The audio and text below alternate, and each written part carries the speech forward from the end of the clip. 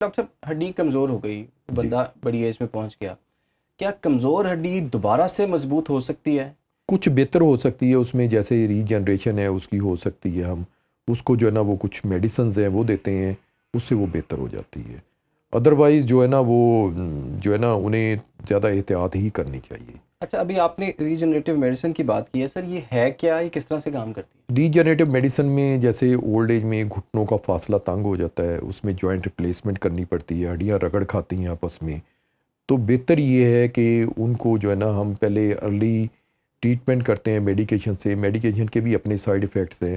اب نیا جو فیلڈ آیا ہے نا وہ ہے ری جنریٹو میڈیسن کا۔ ٹھیک، ری جنریٹو میڈیسن جو ہے نا وہ اس میں آپ کے پلیٹر رچ پلازما، اس کے ساتھ سیلولر میٹرکس ہے، اور نئی ٹیکنیکس ہیں جو سٹیم سیل تھراپی ہے وہ ہم کرتے ہیں، تو اس سے ان کے جو ہے نا جوڑ کا جو کارٹیلیج ہے وہ بہتر ہو جاتا ہے، اور اس سے وہ بہتر ہو جاتے ہیں، اور یہ اور انہیں درد کی دوائیاں نہیں کھانی پڑتی پھر۔ ٹھیک ہے، اور یہ سرجری نہیں ہے؟ نہیں، سرجری نہیں ہے، اس میں انجیکٹ کرتے ہیں، اس کے اندر جیل انجیکٹ کرتے ہیں، اس کے اندر پی آر پی انجیکٹ کرتے ہیں، پلیٹر پلازما ہے، یا اس کے بعد سٹیم سیل تھراپی ہے۔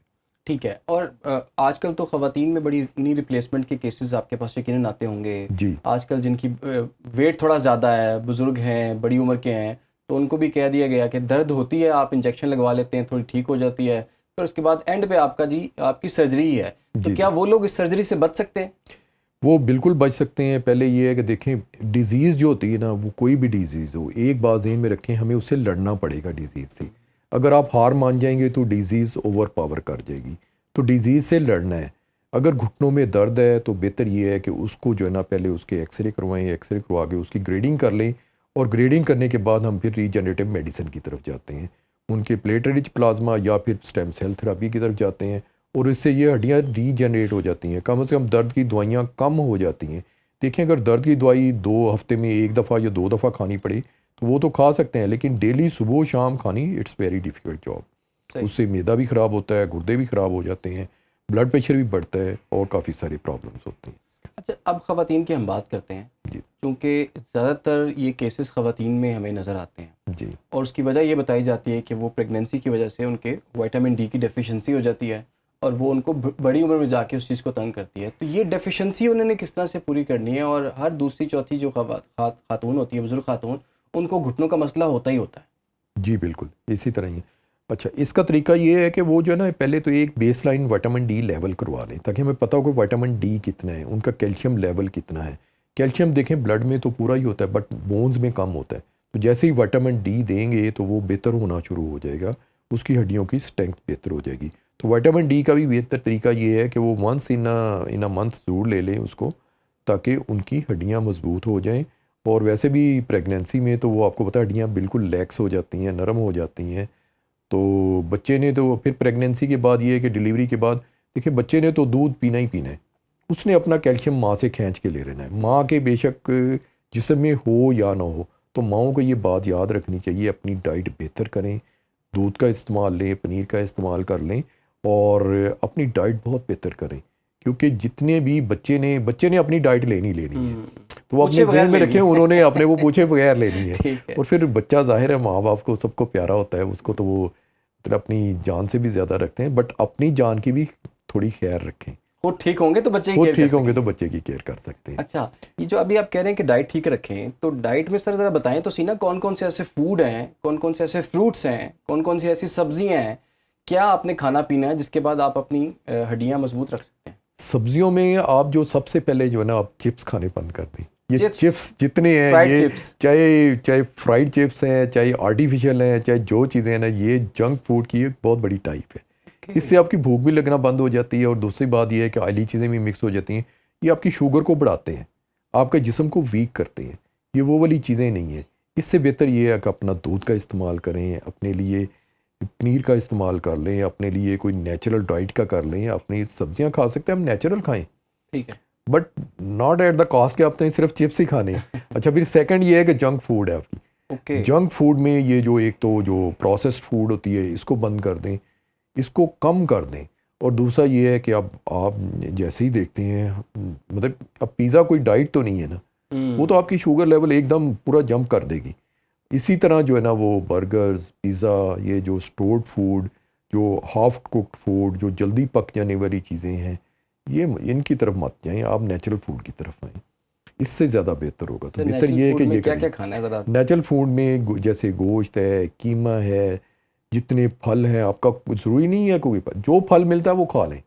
یہ مدر کے لیے ضروری ہے، بے شک جو وٹس ایور شی لائکس وہ والا پھل لے لیں، تو اس سے ان کا وہ جو ہے نا وہ ان کی ہڈیوں کی مضبوطی ہوگی، بہتر ہوگی. ٹھیک ہے. آج کل نا ہم دھوپ سے بھاگتے ہیں، بچوں کو بھی جانے نہیں دیتے، بیٹا آپ کا رنگ کالا ہو جائے گا، اور بزرگوں کو بھی نہیں کہتے گرمی بڑی ہے آپ نے دھوپ میں نہیں جانا، اور صبح سورج جیسے کہتے ہیں چڑھتا ہوا سورج بھی نہیں دیکھتے اور ڈھلتا ہوا سورج بھی نہیں دیکھتے. جی تو ہم ایک بالکل. سیمیٹڈ جگہوں پہ رہنے والے ہیں، آفیسز میں ہیں، وہاں روشنی ہے، آپ جی کو جی پتہ ہے کہ بالکل. جس طرح سے سیٹ اپس ہوتے ہیں، تو سورج کے ساتھ کوئی انٹریکشن ہو ہی نہیں پاتا. تو یہ کتنا ضروری ہے؟ دیکھیں، جو اللہ تعالیٰ نے ایک نیچرل سیزن بنایا ہوا ہے، چاہے وہ گرمی کا ہے، چاہے سردی کا ہے، موسم بہار کا ہے، موسم خزاں کا ہے، وہ بنائے اسی لیے ہے کہ ہم نے اس میں نکلنا ہے. اب گرمیوں کا یہ مطلب نہیں ہے کہ آپ نے صبح کے وقت بھی اے سی چلا کے ہی بیٹھنا ہے. گرمیوں کا یہ مطلب ہے کہ آپ نے تھوڑا سا گرمی میں نکلیں تو صحیح نا، ایک نیچرل آپ کو تھوڑی سی دھوپ تو لگے نا، اس میں وائٹامن ڈی کی آپ کی ڈیفیشنسی پوری ہوگی، ملٹیپل آپ کی سکن کے پرابلمز حل ہوتے ہیں، ہڈیاں مضبوط ہوتی ہیں، چلنا بہتر ہوتا ہے، پھر آپ یوز ٹو ہو جاتے ہیں.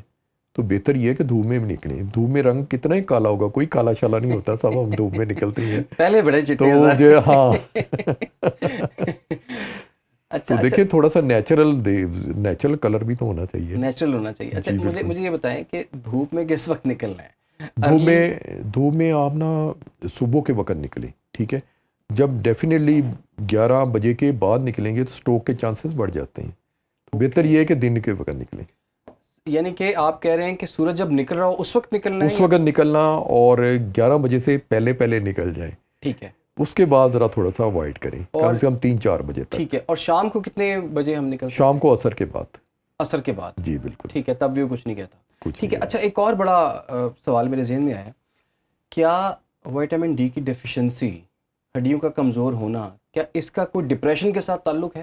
جی بالکل. وائٹامن ڈی کا ہیڈ ٹو ٹو جتنی ڈیزیزز ہیں، چاہے آرگینک ڈیزیز ہیں، چاہے سائیکولوجیکل پرابلمز ہیں، چاہے ڈپریشن ہے، سائیکوسس ہے، اس میں بڑا امپورٹنٹ رول ہے. اگر اس کا لیول برابر ہوگا، اس کا لیول ایڈیکویٹ ہوگا، یہ ڈیفیشینٹ نہیں ہوگا، تو یہ اس چیز کو جو ہے نا وہ بہتر کرے گا. انسان کی کنسنٹریشن بہتر ہوتی ہے، انسان کا ہیپینس لیول بہتر ہوتا ہے، اور اس کے سائیکوسس کے اور ڈپریشن کے پرابلمز حل ہوتے ہیں. اس کو یہ بہتر کرتا ہے. اچھا، اب وائٹامن ڈی کی ڈیفیشنسی پوری کرنی ہے یا ڈپریشن کا پہلے علاج کرنا ہے؟ نہیں، پہلے وائٹامن ڈی کی deficiency along with these drugs، کیونکہ جب جو بھی ڈپریشن کی آپ میڈیسن لیں گے نا وہ لیور کے تھرو ہو کے جاتی ہیں، تو لیور آپ کے وائٹامن D1 کو D2 میں کنورٹ کرتا ہے. اگر آپ نے اس کو وائٹامن ڈی نیچرل نہیں دیا، وہ تو ڈیفیشنٹ ہی ہے کہ وائٹامن سکن سے ابزارب ہو رہا ہے وائٹامن ڈی، اور D2 میں وہ کنورٹ ہی نہیں ہو رہا. تو بہتر یہ ہے کہ اس کو وائٹامن ڈی دیں، تاکہ دوائیوں سے جو ڈیفیشنسی ہوتی ہے وہ بھی پوری ہوتی رہے، اور آپ کا ڈپریشن کا بھی علاج ہوتا رہے. ٹھیک ہے.